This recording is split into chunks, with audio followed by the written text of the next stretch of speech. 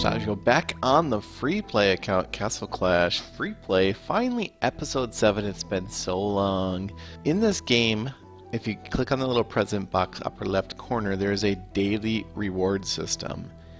If you log in and check these boxes every time you log in, every single day you can check out a new box. You start to get some heroes. You get a Frost Witch the first time you do this. The 7th time you do this, you get a Painda.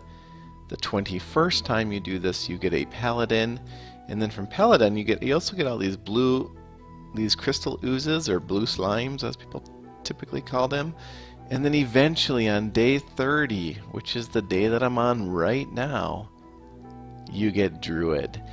And I was waiting and waiting and waiting to achieve this, to get Druid so that I can truly start this free play series. Once you get Druid, your life will become so easy. I'm going to take you through exactly what I got going on here, guys. And let's just start with the mines and the mills. So first off, I keep these at level 1. This is not like Clash of Clans where you need to upgrade all of your buildings to their max level before you upgrade your town hall. This game is not like that. In fact, doing that would be a mistake in this game, because when you do that, it raises your might up. Your might is listed in the upper left corner, and right now I have 1953 might. In this game, you get matched against your opponents based on your might level.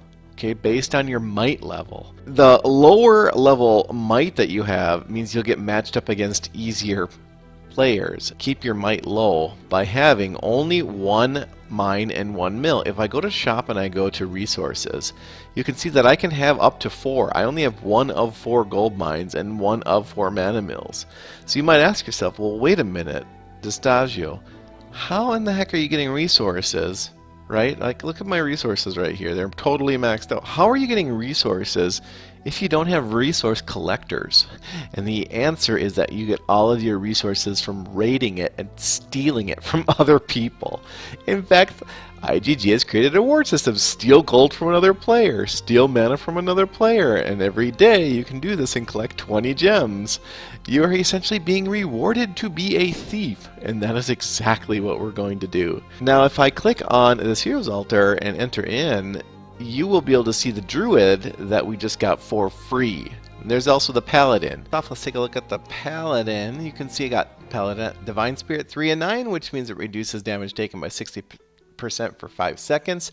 And the talent is Deadly Strike. That's acceptable. It has a 10% chance to deal 4 times more damage when attacking. So basically 1 every 10 swings. Instead of doing 273, he is doing 4 times 273, or just over 1,000 damage. That's just nice to boost that a little bit every now and then.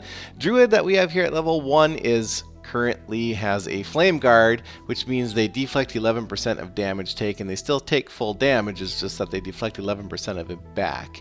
That's acceptable on Druid because Druid heals all the damage they take. Also energetic, notice the huge benefit here. Restores the hit points of 2 nearby allies with the lowest hit points, meaning Druid targets the weakest, most damaged people on your team and heals them, and also increases their attack by 15% by 5 seconds at level 1 of 9, ability level 1 of 9. So the first thing that we want to do is we want to get this ability up so that it heals 5 of the nearest allies. Okay, and by putting in 4 purple slimes, that gets us to 3 of 9. Doesn't quite heal 5, that takes 4 of 9, but it does heal 4 of them, 220% of Druid's attack, and also increases their attack by 23% for 5 seconds. We do want to get this to 4 of 9. That is a high priority, but we simply cannot do that at this point in time, so we will leave it at that. Training Center, I am going the Hunter line. Okay, I'm not going to spend this gold right now. I'm bringing the Centaurs up, but what we want to do eventually is bring Centaur up to level 4. Watchtowers. It's okay to build all of these Watchtowers and keep them leveling right now. Eventually, for this PN Clover, what works ideally is if the Watchtowers are inside this base instead of the vaults. What you want as the buildings in the center are the ones that have the most hit points of any on your base. So you can see right now, my 2 mana vaults are level 8, and they have 7,500 hit points, and I have 2 level 9 gold vaults, and those gold vaults have 8,500 hit points. If I go to my towers, which are like level 1 or 2 or something, they're only going to have 2,700 hit points. they are not the highest hit point building in my base right now. They will be, okay? They will be. They're just not right now. And so that's why I'm not putting my towers in my base. Tons of people have asked me that question. So Relic Hall is still level 1. Relic Hall is where you go to buy magic. And I have, when you put in a level 1 Relic Hall, you have 2 spells available to you. The one you always want to take is Restoration. I got a Guild Hall level 1, and I'm not going to level that up. And my guild is Guild Motion, and if there's any slots, you guys should apply, but there's not any slots. You will see I have 2,955 shards. That is because of Guild Motion always maxing out on torches during torch battles. That then converts into shards, and it's something around, I want to say, 600 shards twice a week.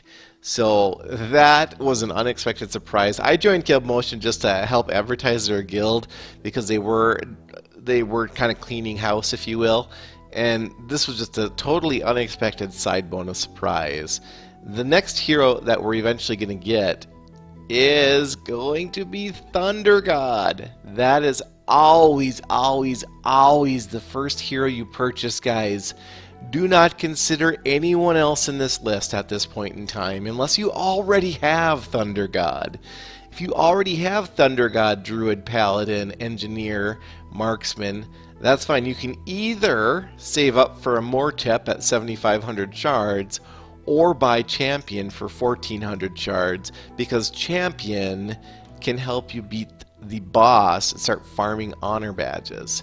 My army camps are level 1, my town hall is level 8. That's where we're at.